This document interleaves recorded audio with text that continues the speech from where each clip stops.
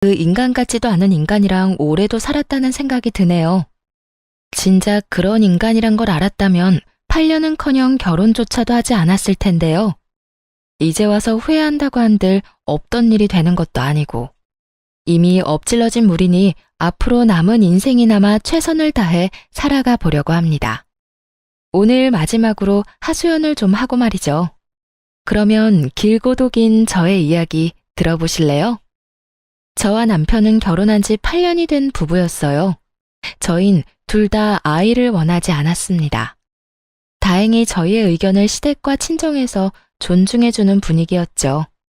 그렇기에 각자 회사 다니며 결혼 생활을 즐기고 있었습니다. 결혼한 지 8년이나 됐지만 크게 부딪히는 일 없이 화목한 가정을 꾸려나갔죠. 남편이 워낙 다정한 사람이라 거의 싸우는 일도 없었어요. 게다가 저보다 친정에서 더 신경을 써주는 사람이라 늘 남편에게 고마웠죠. 오늘 장모님 건강검진 가시는 날인 건 알지? 어? 그게 오늘이야? 어이구, 어떻게 그걸 잊냐. 당신 그럴 줄 알고 나 오늘 연차냈어. 내가 모시고 다녀올게. 정말? 고마워. 어떻게 그걸 잊을 수가 있지? 당신 아니었음 오늘 큰일 날 뻔했네. 바쁘다 보면 그럴 수도 있지. 장모님은 내가 잘 모시고 다녀올 테니까 당신은 출근이나 잘하세요. 이렇듯 남편은 제가 잊은 친정 일에도 발벗고 나서 주었어요.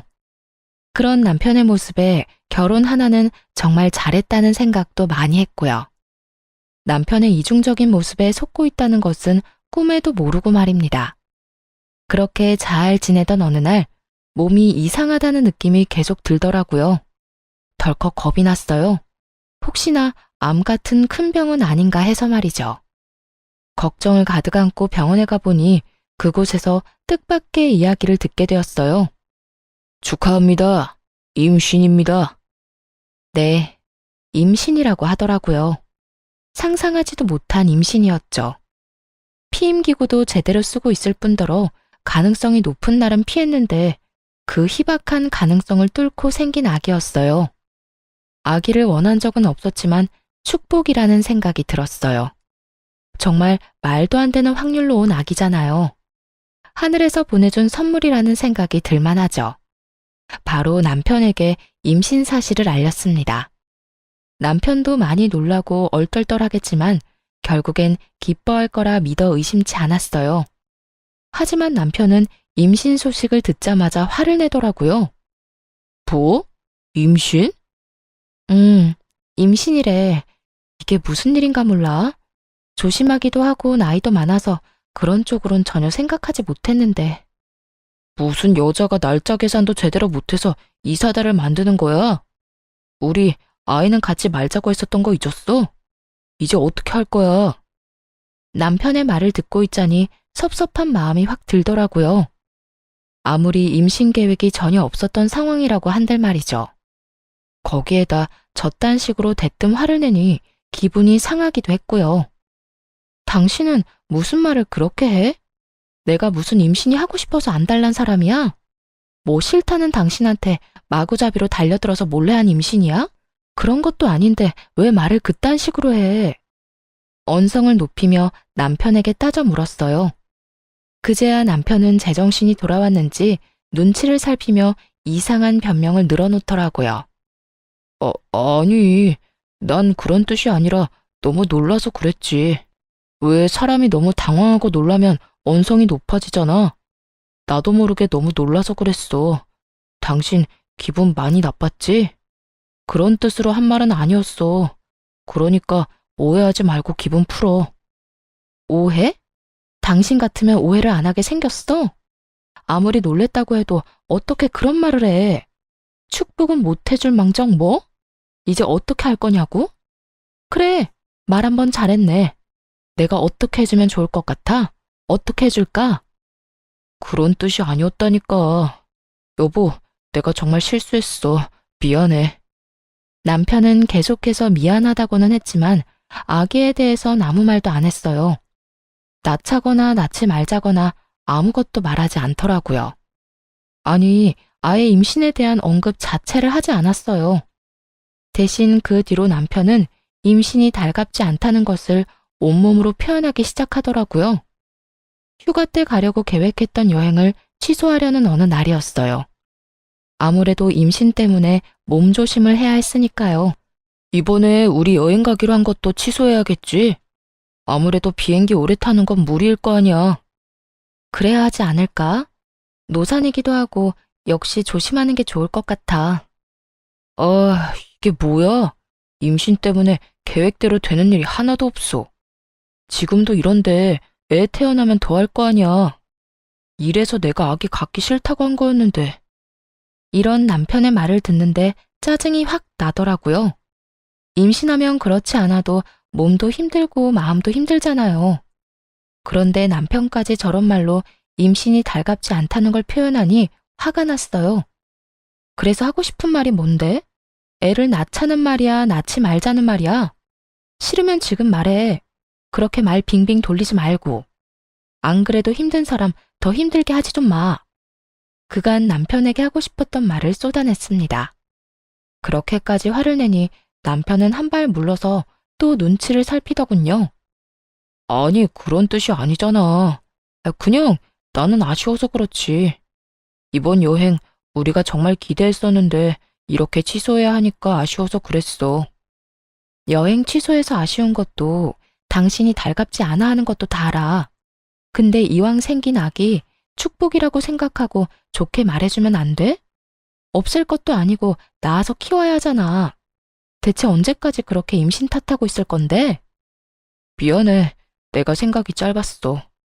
당신도 많이 힘들 텐데 말 그렇게 해서 미안해.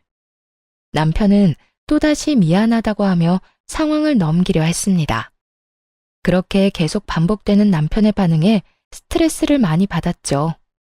그러면서 정말 이 아기를 낳아도 되는 것인지 걱정도 되더라고요. 지금도 저러는데 출산 이후 남편이 어떻게 변할지 모르는 일이니까요. 막상 낳은 아기가 너무 예뻐 남편이 좋게 변한다면 더없이 행복한 결말일 테지만 그렇지 않은 경우라면 상상도 하기 싫더라고요. 그건 저에게도 나쁘겠지만 태어날 아이에게도 끔찍한 상황일 게 분명했으니까요. 그러는 와중 시부의 생신날이 되었습니다. 매년 밖에서 하던 생신잔치를 갑자기 집에서 한다고 하더라고요. 그렇지 않아도 컨디션이 좋지 않은 몸인데 시부의 생신이니 어쩌겠어요. 힘들게 장을 봐 시댁으로 갔습니다. 그날따라 남편의 회사 일로 시모는 볼일로 바빠 혼자 생신상을 준비했어요. 그렇게 홀로 정신없이 음식을 준비하는데 갑자기 배가 참을 수 없이 아파오더라고요. 아래쪽에서 무언가 흘러나오는 느낌이 들어 급하게 병원으로 갔죠. 보통 큰일이 아니라고 직감했지만 그땐 이미 늦은 후였습니다. 아기가 하늘나라로 갔다는 소식을 듣고 말았으니까요. 그렇지 않아도 노산이었던 터라 조심 또 조심했어야 했는데 온종일 음식을 하느라 애를 썼더니 몸이 버티지 못했던 것이었어요. 병실에 누워있으니 소식을 전해 들은 시부모님과 남편이 오더라고요. 누워있는 저를 본 시모는 눈물까지 흘리며 손을 쓰다듬어 주셨어요. 그러고는 남편을 질책하기 시작하시더라고요. 넌 네 마누라가 임신했으면 진작 나한테 말을 했어야지. 그랬으면 이런 일은 없었을 거 아니야. 아니, 애초에 네 마누라가 임신했다는 사실을 알긴 했었던 거야? 시모의 질책이 쏟아지자 남편은 다 기어들어가는 목소리로 대답했습니다. 내가 남편인데 그걸 왜 몰랐겠어. 혹시나 해서 좀 지나면 말씀드리려고 했어요. 안 하느니만 못한 남편의 답은 시모의 화에 기름을 부어버렸습니다.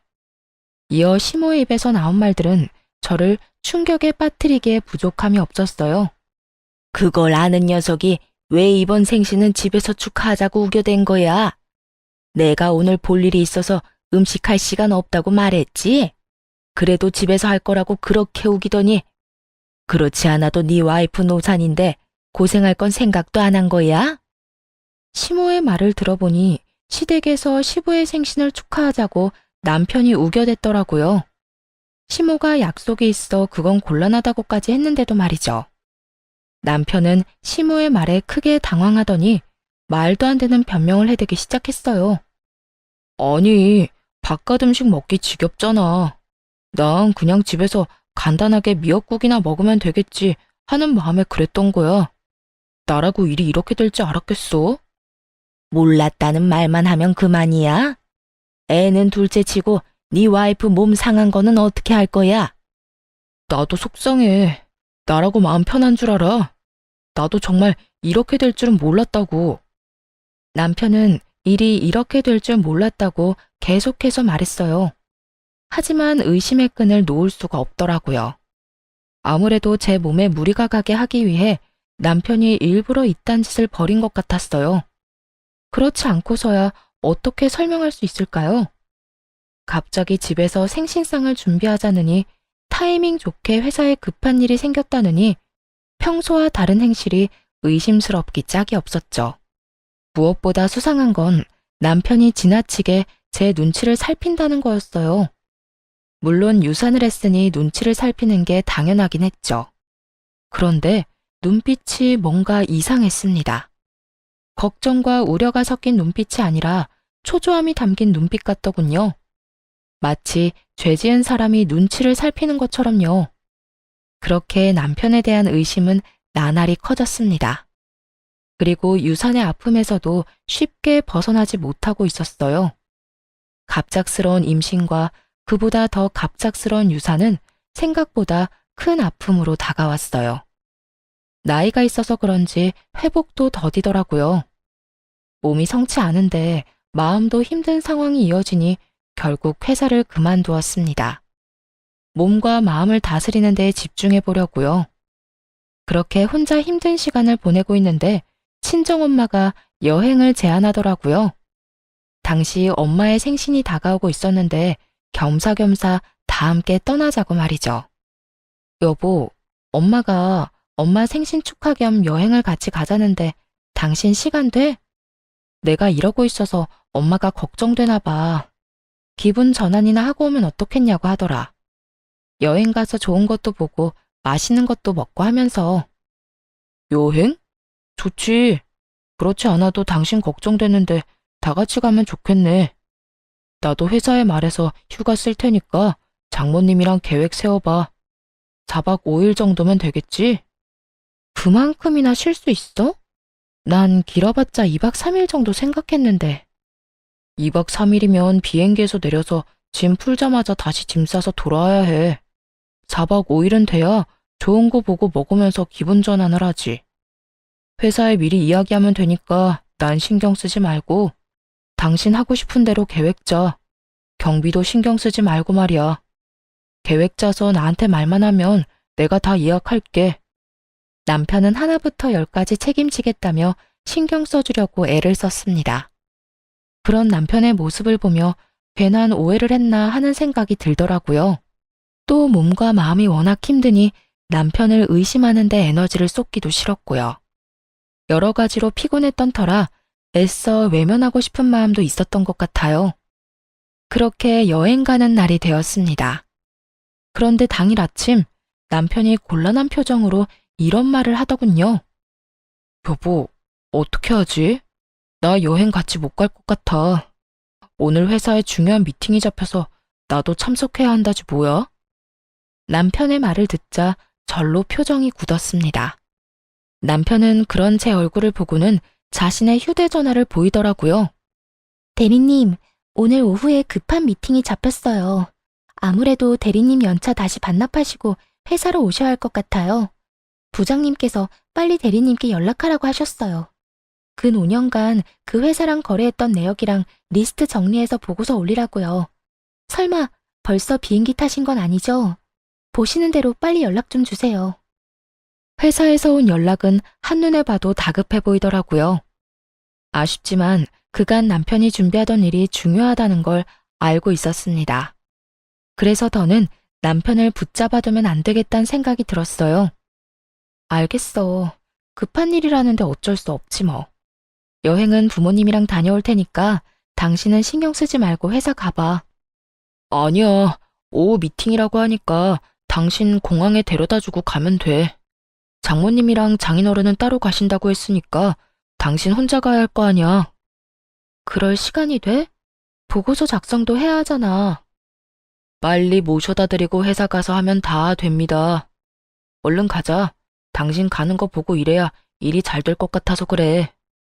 남편은 한사코 공항까지 데려다 주겠다고 했어요. 그래서 하는 수 없이 남편의 배웅을 받으며 비행기에 올라탔습니다. 그렇게 좌석에 앉아 휴대전화를 꺼냈을 때였어요. 전원을 끄기 전에 남편에게 고맙다는 문자를 보내려고요. 그런데 마침 카톡이 하나 오더라고요. 저기요, 우리 집사람 지금 비행기 탔어. 4박 5일 동안 자유야. 어디야? 내가 지금 데리러 갈게. 남편에게서 온 연락이었어요. 미리 보기 내용을 보자마자 이게 무슨 말인가 싶어 카톡에 들어가 봤죠. 그 짧은 순간에 남편이 대화를 삭제했더라고요. 카톡을 보내고 난 후 바로 삭제를 하면 수신인 휴대전화에서도 삭제가 되잖아요. 바로 그 기능을 사용한 것이었어요. 남편이 아무리 재빨리 삭제를 했다고 한들 이미 두 눈으로 모든 걸 정확히 본 뒤였죠. 그렇게 남편이 외도를 저지르고 있다는 걸 확신하게 되었습니다. 더불어 오늘 회사에 급한 일이 있다고 거짓말하며 여행에서 빠진 이유도 알아버렸죠. 상간녀와 함께 좋은 시간을 보내기 위해서지 뭐겠어요. 모든 사실을 다 알게 되자 가장 친한 친구에게 재빠르게 전화를 걸었습니다. 그리고 대충 상황을 설명하며 흥신소를 통한 남편의 뒷조사를 부탁했습니다. 마음 같아서는 당장 비행기에서 내려 직접 그 추잡한 광경을 보고 싶었지만 그러면 부모님이 더 걱정을 하실 테니 차마 못하겠더라고요. 또 다른 곳으로 떠나 마음을 정리할 필요가 있기도 했고요. 그렇게 여행길에 올랐고 여행지에서 실시간으로 외도 증거들을 받아보았습니다. 그중 단연 충격적인 건 상간녀의 정체였는데요. 상간녀는 남편의 회사 신입 직원으로 남편보다 20살이나 어리더라고요. 그러니까 25살인 거죠. 두 사람이 만나기 시작한 건 반년 전쯤이라고 했습니다. 상간녀가 남편 회사에 들어오고 얼마 지나지 않았을 때였어요. 그땐 제가 임신을 하기 전이었거든요. 그제야 남편이 왜 그렇게까지 임신에 불만을 표현했는지 알겠더라고요. 남편은 하루라도 더 빨리 이혼을 해서 그 젊은 상간녀와 살고 싶었던 거죠. 그런데 제가 임신을 하고 출산까지 해버리면 큰 차질이 생길 게 분명하잖아요. 그래서 그렇게까지 싫어했던 것이었어요. 이로써 무리를 하게 해 유산으로 이끈 것이 남편의 계획이었음이 확실해졌습니다. 일단 좋은 풍경을 보고 맛있는 음식을 먹으며 이혼을 계획했어요. 특히 복수의 칼을 더욱더 날카롭게 갈 수 있도록 해준 건 두 사람의 대화였는데요. 그 대화를 듣고 있자니 정말 이가 바득바득 갈리더라고요. 그러면 오빠 와이프는 지금 여행 간 거야? 오빠는 이 분위기 좋은 곳에서 나랑 스테이크나 썰고 있는 줄도 모르고? 회사에 급한 미팅 잡혔다고 말했지. 자기가 보내준 문자 보여주니까 감쪽같이 속던데? 지금쯤 장인 장모랑 좋은 시간 보내고 있을 거야. 4박 5일이라고 했으니까 그동안 나 이런 데 많이 데리고 가줘야 해. 이런 데만 데리고 가겠어? 백화점 가서 가방도 사줄게. 이럴 줄 알았으면 그냥 한 달 쉬다 오자고 할 걸 그랬어. 그러면 자기랑 여행도 다니고 좋았을 텐데. 비행기 추락사고 이런 거라도 일어났으면 좋겠다. 그러면 이혼을 어떻게 해야 할지 걱정 안 해도 될 텐데. 비행기 추락사고. 이 말을 듣는데 정말 온몸에 소름이 다 돋더라고요. 어떻게 된 인간이 그런 말을 입에 올릴 수가 있는 것인지 아무리 어린 여자한테 미쳐있다고 해도 말이죠. 당장이라도 달려가 머리채라도 잡고 싶은 심정이었습니다. 그 뒤로 이어진 대화도 가관이었어요. 에이, 아무리 그래도 그건 아니지. 그나저나 나 이번에 기획안 제출하라고 하던데 오빠가 도와줄 거지? 당연하지. 우리 자기 일인데 내가 다 도와줘야지. 자기도 얼른 진급하고 자리 잡아야 하니까. 역시 오빠가 최고야. 그나저나 오빠 돈 이렇게 막 써도 돼? 오빠 와이프가 눈치채면 어쩌려고.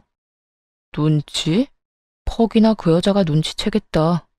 그 여자 지금 유산했다고 세상 온갖 슬픔을 혼자 다 떠안는 사람처럼 굴고 있어. 그런 사람이 나한테 신경 쓸 겨를이 있을 것 같아. 그리고 평소에도 정신이 워낙 없는 사람이었어. 오죽했으면 그 부모도 내가 다 챙겼을까. 책 잡히기 싫어서 다 챙기느라 내가 피곤해 죽겠다니까. 그랬습니다. 남편은 진심에서 우러나와 제 부모님을 챙긴 것이 아니었어요. 본인이 외도나 저지르고 있으니 부모님을 이용하고 있었던 거더라고요. 의심에서 벗어나기 위한 하나의 수단으로 말이죠.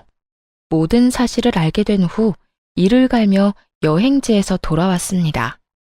그날 바로 상간녀의 본가와 상간녀가 만나는 남자에게 외도 증거를 다 보내버렸어요. 알아보니 상간녀는 결혼을 약속한 사람이 있는 상태더군요. 남편은 그런 사실을 모르고 있는 모양이었고요. 그러니까 상간녀가 남편과 그런 관계를 맺고 있었던 이유야 뻔하죠. 그저 빠른 진급과 편한 회사 생활을 위해 나이 많은 남편을 만난 거 아니겠어요? 상간녀의 예비 남편은 바로 회사를 찾아가 한바탕 난동을 부렸다고 합니다. 가지고 있는 모든 외도 증거를 주었으니 예상한 대로였죠. 그러자 두 사람이 집으로 찾아왔더라고요. 그게 누구긴 누구겠어요. 만신창이가 된 남편과 화장이 다 번져 몰골이 엉망이 된 상간녀였습니다. 당신 진짜 미쳤어? 그딴 짓을 왜 한 거야? 미치지 않고서야 왜 그런 걸 보내서 이 상황을 만드냐고. 그러게, 아줌마 진짜 미쳤어요? 미치려면 혼자 곱게 미칠 것이지. 왜 남의 인생을 다 망쳐놓고 그래요? 미친 건 두 사람이지. 불륜이나 저지른 주제 어디서 감히 큰 소리야? 지금 무릎 꿇고 싹싹 빌어도 모자란 상황인 건 몰라? 내가 왜 무릎을 꿇어요? 뭘 잘못했다고? 아줌마 남편이 먼저 나한테 만나자고 했어요. 남편 하나 못 휘어잡은 주제에 누구한테 무릎을 꿇으라 말아야? 상간녀는 정신이 나가버린 사람처럼 악다구니를 써댔습니다. 그래서 눈 하나 깜짝 안 하고 그런 상간녀에게 겁을 주었죠. 야, 너 이제부터 말 한마디 한마디 잘 생각해서 하는 게 좋을 거야. 너 지금 결혼만 깨졌지? 과연 이게 마지막일 거라고 생각해? 네가 지금 어떻게 행동하냐에 따라서 네 미래가 달라질 거야. 나 시간 많거든? 내가 여기서 더 많이 화가 나잖아. 그러면 나 평생 너 쫓아다니면서 네 앞날에 똥칠해줄 수 있어. 네가 결혼한다고 하면 그 식장에 가서 난동을 피울 거고, 네가 재취업을 한다고 하면 그 회사에 찾아가서 뒤집어 엎어버릴 거야. 그러니까 그런 꼴 당하기 싫으면 그냥 입 다물고 있어. 상간녀는 할 말이 없는지 그저 씩씩거리며 노려보고 있었습니다. 그런데 이번엔 남편 놈이 뚫린 입으로 말 같지도 않은 말을 해대기 시작하더군요. 틀린 말 한 게 하나 없는데 무슨 말을 그렇게까지 해? 무릎? 참 기가 막혀서. 당신이 가만히 있었다면 그깟 무릎 얼마든지 꿇어줬겠지. 그런데 당신이 그딴 짓을 벌이는 바람에 우리 두 사람 꼴이 우스워졌잖아. 당신 같으면 무릎을 꿇고 싶겠어? 도대체 왜 그런 짓을 한 거야? 우리 일은 우리끼리 조용히 대화로 해결하면 되는 거잖아. 왜 일을 이렇게까지 만들어? 어쩌면 인간의 탈을 쓰고 저렇게나 뻔뻔할 수가 있는지. 남편의 말을 듣고 있자니 무슨 큰 죄를 저지른 듯한 기분이었어요. 하지만 큰 소리를 치고 있는 남편에게 지지 않고 맞서주었죠. 내가 누구 좋으라고 대화로 문제를 해결해? 두 사람은 불륜 저지르면서 대화로만 사랑을 나눴어? 아니잖아. 온갖 추잡한 짓은 다 했을 거 아니야. 본인들은 그렇게 하고픈 거 다 하고 다녔으면서 뭐? 조용히 대화로 이 문제를 풀어내길 바란다고? 뻔뻔해도 너무 뻔뻔한 거 아니야? 정신 차려. 내가 아니라 네가 잘못한 거야. 네가 바람을 피운 거라고. 잘못은 네가 한 주제에 어디서 큰 소리를 쳐? 저 역시 남편을 향해 고함을 질러버렸습니다. 그러자 남편은 인상을 잔뜩 찌푸리더니 차라리 잘 됐다고 이혼하자고 하더군요. 됐다 됐어. 차라리 잘 됐어. 그냥 이혼하자. 어차피 당신이랑 이혼하려고 했는데 시간 낭비할 일 없겠어. 이렇게 된 거 무릎 꿇고 용서를 빌 필요도 없는 것 같고. 내가 그렇게 해봤자 당신도 마음 풀리지 않을 거 아니야. 그냥 깔끔하게 이혼해. 그래, 바라던 바야. 그런데 내가 진짜 궁금한 걸 참을 수가 없어서 하나만 묻자. 당신, 나 임신했을 때 아버님 생신상 차리게 만들었잖아. 그래서 유산까지 하게 된 것도 당신 계획이었어? 나하고 이혼할 때 걸림돌이 될까봐 일부러 그런 상황을 만들어낸 거니? 확신을 가지고 남편에게 물으면서도 내심 아니라는 말을 하길 바랬던 것 같아요. 그래도 사랑했던 사람인데 그 정도로 최악이란 사실을 받아들이기 힘들었으니까요. 하지만 바램과는 달리 남편은 모든 사실을 털어놓기 시작하더군요. 그래, 맞아. 이렇게 된 마당에 거짓말을 해봤자 뭐 하겠어? 당신이 생각한 대로 내가 다 계획한 거야. 당신이 무리를 하면 유산을 할 수도 있겠다고 생각해서 말이야. 그런데 정말 내 생각대로 다 될지는 몰랐어. 어처구니가 없더라고요. 그런 상황을 다 만들어 놓고선 정말 유산을 할지는 몰랐다니. 그것만 해도 충격이 큰데 남편은 더 충격적인 말을 이어서 해댔습니다. 이제 와서 하는 말이지만 유산한 거 사실 당신한테도 좋은 일 아니야?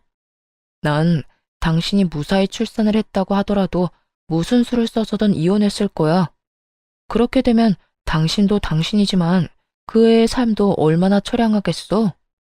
그러니까 나 너무 원망만 하지 말고 차라리 다행이다 생각하고 살아.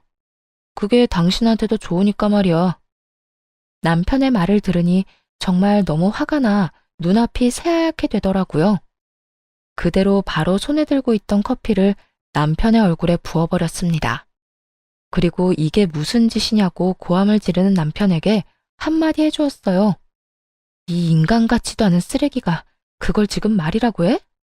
다행, 네가 쓰레기라는 걸 지금이라도 알아서 다행스럽다 정말. 더는 얼굴 보고 있는 것도 구역질나니까 당장 꺼져. 저 여자 데리고 당장 내 눈앞에서 사라지라고. 나라고 다를 줄 알아? 나도 당신 얼굴 보면 구역질나. 다 늙어빠진 주제 성격만 더러워서는 바로 이혼할 준비나 해. 괜히 나한테 복수한다 치고 이혼 안 한다고 버티지 말고. 그래야 이 예쁘고 젊은 애랑 하루라도 빨리 결혼해서 살 거 아니야? 위자료는 얼마든지 줄 테니까 바로 도장이나 찍어. 알겠어? 남편은 끝까지 뻔뻔하게 나왔습니다. 그런데 그런 남편에게 상간녀가 대신 복수를 해주더라고요. 아저씨 미쳤어요? 내가 왜 아저씨랑 결혼을 해요? 앙칼진 상간녀의 말에 남편이 화들짝 놀라며 상간녀를 바라보더군요. 이런 반응을 예상도 못한 눈치였어요. 남편은 한치 의심도 하지 않았던 거죠. 20살이나 어린 상간녀가 자신을 진심으로 사랑한다고 말이에요.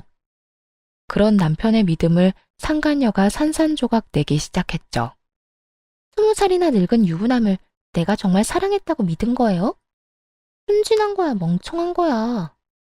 아까 내 약혼자가 와서 사무실 뒤엎는 걸 봤잖아요. 그걸 보고도 내가 정말 아저씨를 사랑했다고 생각해요? 그러면 나하고는 왜 만난 거야? 날 사랑한다고 했잖아. 나랑 같이 살고 싶다며. 그 말을 다 믿었다니 이제 보니 멍청한 거네. 난 그저 아저씨를 이용해서 회사 생활 좀 편하게 하려던 것뿐이라고요. 그런데 이제 아저씨를 더 만날 이유가 있을까요? 회사에서 잘리게 생겼고 더는 회사 다닐 일도 없을 텐데요. 결혼은 무슨? 다신 아저씨랑 만날 일은 없을 거예요. 어디서 주제도 모르고 나하고 결혼할 생각을 할 수가 있는지. 상간녀는 최선을 다해 열변을 토하며 진실을 말했어요. 막상 남편은 제대로 듣지 않고 있었지만요. 저런 모욕적인 말을 들으면서도 상간녀를 붙잡고 헛소리할 정도였으니까요. 자기야, 진짜 왜 그래? 지금 집사람이 보고 있어서 그래? 자기도 다 들었잖아. 나 이제 저 여자랑 곧 이혼해. 그러면 자기랑 행복하게 살 수 있다고. 남편은 제가 아니라 상간녀에게 무릎을 꿇고 울고불고 매달리고 있었습니다. 하지만 상간녀는 그런 남편의 손을 가차없이 뿌리쳐버리더군요. 아, 진짜. 구질구질하게 왜 이래? 말귀를 못 알아먹어요? 난 평생 노인네 뒷바라지나 하면서 살 생각 전혀 없다고요. 그러니까 아저씨도 꿈 깨세요. 상간녀는 한결같이 냉정한 모습으로 남편을 대했어요. 그런 상간녀의 모습에 남편은 드디어 현실을 자각한 듯 원망을 쏟아내더라고요. 다 진심인 거야? 네가 어떻게 나한테 이럴 수가 있어? 어떻게 나한테 이럴 수가 있냐고. 내가 너한테 지금까지 뭘 해줬는데? 누가 해달라고 했나? 다 자기가 해주고 싶어서 했으면서 이제 와서 왜 저래? 상간녀는 절망을 쏟아내는 남편이 지긋지긋하다는 듯 굴었습니다. 더 이상 듣고 있고 싶지 않았어요. 그대로 그 꼴값을 떠는 인간들을 집에서 내쫓아 버렸습니다. 두 사람은 한참을 현관문 앞에서 다툰다 싶더니 경비분의 손에 쫓겨났습니다. 워낙 시끄러워서 다른 주민이 신고라도 했던 거겠죠. 그 후 이혼 소송과 상간녀 소송까지 진행해 모두 승소를 했습니다. 덕분에 위자료를 받고 이혼할 수 있었어요. 상간녀는 끝까지 미안하다는 말 한마디 없었습니다. 중간에 남편이 설득을 어떻게 한 것인지 다시 사이가 좋아졌더라고요. 20살이나 많은 이혼남을 옆에 끼고 으스대는 꼴이 참 웃기지도 않았어요.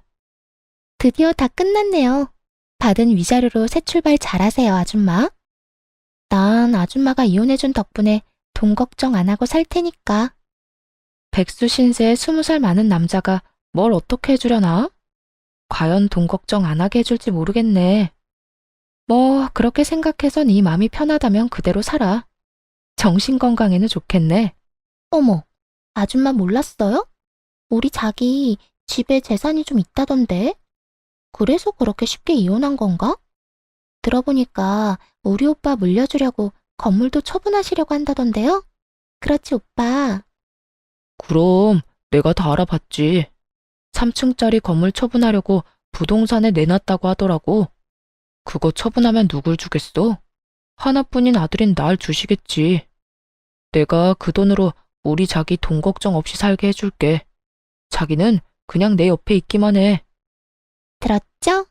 아줌마는 좀 억울하겠어요. 더럽고 치사해도 참고 버텼으면 돈은 펑펑 쓰면서 살았을 텐데. 볼 꼴 못 볼 꼴 다 보고 이 대박 기회를 놓쳤으니 얼마나 억울하겠어? 내가 아줌마 억울하지 않게 부지런히 잘 쓸게요, 그 돈. 들어보니 전 남편은 상간녀를 전 시댁의 재산으로 홀린 듯 하더라고요. 그제야 왜 둘의 사이가 다시 좋아졌는지 이해가 됐습니다. 상간녀는 결혼도 무산되고 본가에서도 쫓겨났으니 갈 곳이 없었겠죠. 그러다 전 남편이 재산을 받을 것 같자 나이 많은 그의 곁을 남기로 한 것이었고요. 그래서 시샘이 나거나 후회했냐고요? 전혀요. 억만금을 준다고 해도 저 남자와는 더 살 생각이 없었습니다. 또 시부모님은 저딴 인간에게 재산을 물려주실 분들이 아니라고 확신했어요. 그래서 별로 약이 오르지도 않더군요. 그리고 만에 하나 그 돈을 물려받는다고 쳐도요. 저렇게 이루어진 가정이 평탄할 리 없지 않겠어요? 마음대로 해라. 그런데 있잖니. 세상 모든 것이 네 뜻대로 흘러가진 않을 거야. 그 돈이 정말 네 손으로 들어오게 될지는 난 잘 모르겠다. 그래도 넌 그렇게 믿고 살아. 그래야 네 말대로 노인네 뒷바라지 할 의욕이라도 생길 테니까. 그렇게 말한 후 홀로 돌아와 그 두 사람을 잊고 살려고 노력했어요. 그런데 3개월이 지난 어느 날 전 시부모님이 찾아왔더라고요. 아가, 잘 지냈니? 우리가 이제야 너희가 왜 이혼을 했는지 자세히 알게 되었어. 그동안 얼마나 마음고생을 했니? 전 시모는 이제야 모든 사실을 알았다며 눈물을 글썽이고는 손을 잡아주었습니다. 자세한 내막을 알려봤자 뭐하겠나 하는 생각에 연락도 하지 않았는데 어떻게 알고 온 건지 궁금해지더라고요. 저야 뭐 늘 똑같아요. 그런데 어떻게 그걸 아셨어요? 저의 물음에 전 시모와 전 시부는 한숨을 크게 내쉬었어요.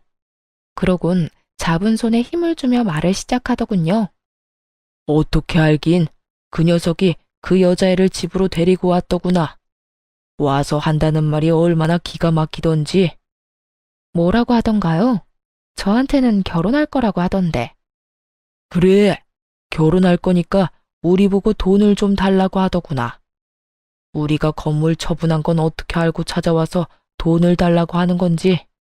내 자식이지만 정말 이해가 안 되더구나. 그 젊은 여자애가 뭐가 모자라서 40이 넘은 아저씨 옆에 붙어 있겠어? 다 돈 때문인 거지. 그 녀석도 그걸 알긴 아는 모양인지 돈 내놓으라고 어린애처럼 떼를 쓰는데 할 수만 있다면 뱃속에 다시 넣고 싶은 심정이었어. 역시나 전 남편은 발이 빨랐습니다. 전 시부모님이 건물을 처분했다는 소식을 듣자마자 상간녀와 함께 찾아왔대요. 상간녀와 결혼할 거라고 말하면서 돈을 내놓으라고 닥달하기도 했고요. 두 분은 크게 실망하신 듯 했어요. 아들이 외도로 이혼당했다는 것만으로도 충격이 큰데 돈까지 내놓으라 하니까요. 그러셨구나. 많이 놀라셨겠어요. 놀라기만 했겠어? 나는 물론이고 네 시아버지까지 화가 머리끝까지 나서 쫓아내버렸다. 앞으로 우리가 죽었다는 소식이 들려도 찾아오지 말라고 했어. 너 같은 놈한테 줄 돈은 땡전 한 푼도 없으니까 말이다. 전 시모는 격양된 목소리로 이렇게 말하더니 무언가를 손에 쥐어주었습니다. 그건 바로 준비해오신 통장이었어요. 이게 뭐예요? 이거 네 거야. 언젠간 너희 부부한테 물려주려고 모았던 돈이랑 건물 처분한 돈 조금 넣었다. 깜짝 놀라 통장을 열어보았습니다. 그곳엔 예상보다 큰 금액이 찍혀 있더라고요. 다시 통장을 돌려드리며 차마 받을 수 없다고 했죠. 그런데도 전 시모는 다시 통장을 주며 받으라고 하시더라고요. 어머님, 이거 너무 많아요. 저 위자료도 받았고 이렇게 큰 돈은 필요 없어요. 필요 없기는 내 아들놈 때문에 유산이라는 아픔도 겪었지 않니? 또 그런 꼴까지 보고 이혼하게 됐는데 그까짓 위자료로 되겠어? 이 돈으로도 네 상처가 치유되지 않을 거라는 거 잘 안다. 그런데 이렇게라도 해야 우리 마음이 편해서 그래. 이런 것밖에 줄 수 없어서 미안하구나. 전 시모는 끝까지 손에 통장을 쥐어주셨습니다. 그러면서 당부의 말도 잊지 않으시더군요. 그리고 그 녀석이 널 찾아올 수도 있어. 그 여자애는 물려받을 돈이 없다고 생각되면 바로 그 녀석 버리고 도망갈 거야. 너도 봤으니 다 알겠지만 말이다. 그러면 그 녀석이 어딜 가겠어? 우리한테는 쫓겨나고 영까지 끊겼으니 널 찾아오지 않겠어? 만에 하나라도 널 찾아오거든 소금이나 뿌리고 쫓아내버려. 다신 찾아오지 말라고 말하면서 말이야. 전 시모는 끝까지 저의 편에 서서 저를 위한 말을 해준 후 돌아갔어요. 시간이 흐른 뒤 역시나 전 시모의 말처럼 전 남편 놈이 절 찾아왔더라고요. 이혼하자고 할 때는 그렇게나 뻔뻔하고 당당한 모습이더니 이번엔 잔뜩 불쌍한 척을 하며 앞에 서 있더군요. 여보, 오랜만이야. 여보 좋아한다. 너랑 나 이혼한 지가 언젠데 여보래? 그리고 왜 찾아왔어? 우리 다시는 보지 않기로 암묵적으로 약속한 거 아니었어? 상간녀랑 행복하게 살 테니 빨리 이혼하자고 한 사람이 당신이란 걸 잊었어? 아직도 그 일을 마음에 두고 있는 거야? 그게 언제적 일인데. 나 그 여자애랑 끝냈어. 막상 이혼하고 나니까 당신이 그리워서 안 되겠더라고. 그래서 끝내버렸어. 당신한테 돌아오려고 말이야. 입에 침이나 바르고 거짓말을 하는 건지 전 남편은 얼굴색 하나 안 변하고 오로지 절 너무 사랑해서 돌아온 거라고 하더군요. 상간녀의 말처럼 멍청하기 짝이 없었어요. 이제와 후회한다고 내가 그리워 돌아왔다고 하면 뭐 달라지나요? 이쪽은 받아줄 생각 요만큼도 없는데 혼자서 확신하는 눈치였어요. 모두 없던 일로 하고 자신을 받아줄 거라고 말이죠. 당신은 내 생각 안 났어? 그래도 연애까지 합치면 우리가 함께한 세월이 10년이 넘는데 가끔 내 생각나지 않았느냐고. 이제 와서 이딴 말 하는 거 보니까 그 어린애가 도망이라도 갔나 봐? 그걸 어떻게... 다 아는 것 같으니까 솔직하게 말할게. 그 애 그냥 도망가 버렸어. 내가 받을 재산 없고 부모님하고 연도 끊기니까 알아채고 바로 도망치더라. 정말 뒤도 한번 돌아보지 않더라고. 내가 이때껏 쓴 돈이 얼만데 정말 나쁘지 않아? 진짜 이런저런 일 다 겪으면서 느낀 건데 당신만한 여자가 없더라고. 당신처럼 나랑 잘 맞고 나를 잘 이해해주는 사람이 없었어. 그래서 하는 말인데 나랑 다시 시작하면 안 될까? 전 남편은 어느새 뻔뻔한 모습으로 돌아와 다시 시작하자는 말을 했어요. 그래서 어떻게 했냐고요? 그런 남편의 얼굴에 손에 쥐고 있던 굵은 소금을 뿌려주며 이렇게 말했죠. 이거나 먹고 떨어져. 어디서 꿀같았게 재결합을 우는애? 내가 미쳤어? 너 따위 놈이랑 다시 살게. 너 같은 거 돈 주면서 데리고 살라고 해도 싫다 이 말이야. 전 남편은 이런 반응을 예상하지 못했다는 듯 황당하단 눈빛으로 바라보더군요. 그러더니 이내 표정을 바꿔 본색을 드러내기 시작했어요. 그래, 그러면 돈이나 좀 내놔. 돈? 나한테 돈 맡겨놨어? 뭐 이리 당당하게 돈을 달래? 나 다 알고 있거든. 우리 부모님이 당신한테 돈 줬지? 내가 다 듣고 왔으니까 발뺌할 생각하지 마. 그거 원래 내가 다 받았어야 할 돈이야. 그러니까 그 돈 내놓으면 조용하게 가줄게. 뭐 이런 미친놈이 다 있나 싶었어요. 기껏 찾아와서 한다는 짓이 하소연과 돈 타령이라니. 이 와중에 미안하다는 말은 한마디도 하지 않고 말이죠. 너 미쳤니? 내가 그 돈을 줄 것 같아? 정신 좀 차려라. 이 돈 정당하게 내 손에 들어온 돈이야. 그런 돈을 내가 왜 당신을 줘? 당신 같으면 주겠어? 정당? 정당 같은 소리 하네. 전부 우리 부모님 돈인데 남인 당신이 그 돈을 왜 받아? 그거 내가 소송 걸면 다 나한테로 돌아오게 되어 있어. 그러니까 그때 가서 후회하지 말고 지금 내놔. 지금 나한테 주면 그 돈의 절반은 당신 줄게. 예정을 생각해서 말이야. 아, 그러셔? 그러면 당신이 말한 대로 소송 걸어. 걸면 되겠네. 그렇게 깔끔한 방법을 두고 왜 여기 와서 이 난리야? 피차 얼굴 보기도 싫은 사이에 이러고 있지 말고 가서 변호사나 선임해. 그래야 이 아까운 돈 한 푼이라도 받아갈 거 아니야. 전 남편에게 한마디도 지지 않고 맞섰습니다. 그러자 전 남편은 할 말이 없었는지 난동을 피우더라고요. 야, 얼른 돈 못 내놔? 돈 줄 때까지 여기서 안 나갈 거니까 그런 줄 알아. 잘 됐네. 그렇지 않아도 갈 곳도 없었는데 계속 여기서 지내면서 돈 받아가면 되겠어. 내 꼴 보기 싫다고 했지? 그런데 어떻게 하냐? 난 당신한테 돈 받을 때까지 안 나갈 건데.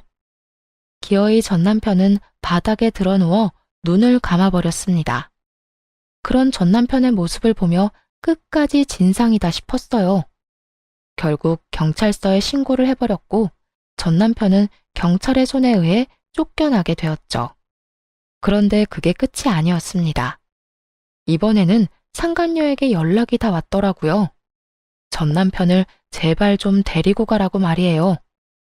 쫓겨난 전 남편이 이쪽으로 오는 대신 상간녀를 찾아가 진상을 부려댔나 봐요. 아줌마 남편 좀 데리고 가세요. 혼자 사는 거 힘들 텐데 저 남자라도 데리고 가서 살라고요. 내가 미쳤니? 너도 싫은 남자 나라고 좋겠어? 그러지 말고 잘 데리고 살아. 너 좋다고 그렇게까지 매달리는 남자 살면서 찾기 힘들다. 그러니까 네 운명이라 생각하고 잘 데리고 살아봐. 내가 미쳤어요? 그때야 받을 재산이라도 있다고 하니 한번 같이 살아볼까 했던 거지. 지금은 아무것도 없는 늙은 노인네 뭐 득될 게 있다고 데리고 살아요? 그러니까 그런 노인네를 나라고 데리고 살고 싶을 것 같아? 그리고 너 내가 한 말 잊었어? 여기서 더 열받게 하면 너 쫓아다니면서 네 인생에 똥칠한다는 말. 앞으로 펼쳐진 게 꽃길은 아니더라도 똥밭은 아니어야 하지 않겠니? 다신 나한테 연락하지 마라. 그리고 너 좋다고 찾아간 남자는 네가 해결해. 그 뒤로 겁이 나긴 했는지 상간녀에게서 연락 오는 일이 더는 없었어요. 그리고 반가운 소식을 하나 전해 들었는데요. 전 남편이 얼마나 끈질기게 상간녀를 찾아가 난동을 부렸는지는 몰라도 결국 구치소에 갇힌 신세가 되었다고 합니다. 그 이후의 소식은 들리지 않았고 저는 제 삶을 살고 있는 중입니다. 요즘은 시골로 내려와 정착해 살고 있는데요. 귀농해서 농사 짓는 게 적성에 딱 맞는 것 같아요. 작은 텃밭을 꾸리는 일이 참 재미있더라고요. 가끔 일이 있는 날엔 과수원에 나가 알바를 하기도 하고요. 여러 가지 소일거리를 하면서 블로그에 글을 쓰는 일도 하고 있습니다. 처음엔 마음을 달래고자 쓴 글이었는데 우연히 인기를 좀 얻었어요. 요즘엔 시골 생활을 하며 느낀 점을 쓰곤 해요. 그 덕에 여러 협찬이 들어오기도 하고 작지만 수익도 생겼습니다. 큰 돈을 버는 것은 아니지만 어차피 생활할 만큼의 돈은 있으니까요. 지금 생활이 만족스러워 한동안은 더 이렇게 지내보려고 해요. 처음에 시골로 간다는 소식을 전했을 때 부모님이 걱정을 많이 하셨거든요. 그런데 요즘은 이런 말씀을 하시더라고요. 사실 너 시골 간다고 했을 때 내심 걱정 많이 했어. 아무도 없는 곳에 혼자 내려보내도 되는 건가? 저러다 이상한 생각하는 건 아닌가 해서 말이야. 그랬어? 미안해, 걱정 끼쳐서. 미안하긴. 그런데 지금 보니까 너도 살아보려고 갔다는 생각이 들어. 아니, 이곳이 널 살렸다는 생각이 들어. 너 여기 와서 표정도 더 밝아졌고 많이 웃기도 하고 하여튼 여러모로 좋아졌어. 딸, 엄마는 우리 딸이 혹시나 그런 일 때문에 무너지면 어떻게 하나 걱정했어. 그런데 이렇게 보란듯이 일어나줘서 고마워. 요즘 우리 딸 너무 보기 좋다. 엄마에게 보기 좋다는 말을 듣는데 비로소 행복하다는 것이 느껴지더라고요. 사실 엄마의 말처럼 처음에는 죽지 못해 살려고 이곳에 오는 결정을 했거든요. 전 남편과의 이혼이 후회스러운 것은 절대 아니었고요. 그저 전 남편과 함께 했던 시간을 낭비했다는 생각에 너무 한탄스럽더라고요. 앞으로 가야 할 길을 잃은 기분이기도 했고요. 하지만 지금은 행복을 느끼네요. 우연히 들어선 이 길에서 잘 살아보고자 여러 노력을 한 덕분이겠죠? 돌이켜보면 행복 참 별거 아닌데 그땐 왜 그렇게 멀어 보였나 모르겠습니다. 어쨌든 앞으로도 이렇게만 잘 살아보려고요. 긴 사연 함께 해주셔서 감사합니다.